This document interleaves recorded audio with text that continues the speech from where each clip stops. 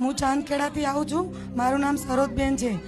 અમારા સોસાયટીમાં આ બેન મારી જોડે રહે છે. એમના હસબન્ડ સખત બીમાર થઈ ગયા, તો એ મારા હું સાડીને બધું વેચું છું, તો મારા કસ્ટમર હતા. તો એ બહુ સારા માણસ હતા. એટલે મને એમ થયું કે શું બીમારી થઈ. તો અમે માડીના ત્યાંથી એ વર્ષથી આવે છે, હું 3 વર્ષથી આવું છું. તો એ બધા એવું કહેવા માંડ્યા કે ખુખાર મેલડીમાં એ જાય છે તોય એમના ઘરવાળાને સારું નથી થતું કે. તો મને એમ થયું કે મારી માડીને કોઈ કશું ના કહેવું જોઈએ, હું ચાલતી આવીશ, એમના ઘરવાળાને સારું થઈ જશે તો હું ચાલતી આવીશ નારોલથી. તો હું ચાલીને આવી. એમના ઘરવાળાને કેન્સરની અસર હતી, અત્યારે નોર્મલ રિપોર્ટ આવ્યા છે એમના. તો મેં ચાલીને આવીને માનતા પૂરી કરી આજે.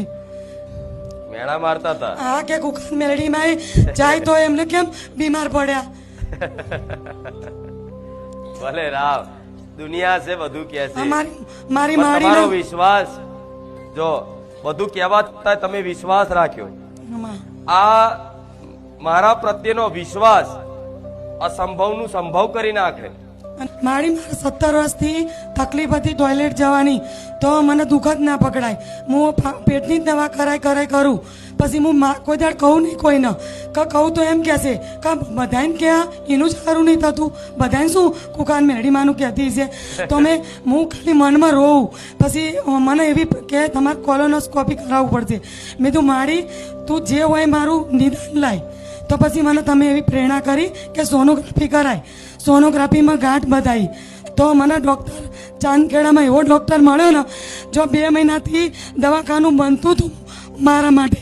મારી 40,000માં મારું ઓપરેશન થયું. ભલે રાવ.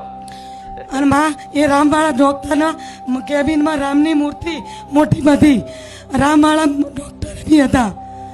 હું બોલાયો રામના ભક્ત હતા. રામના ભક્ત હતા.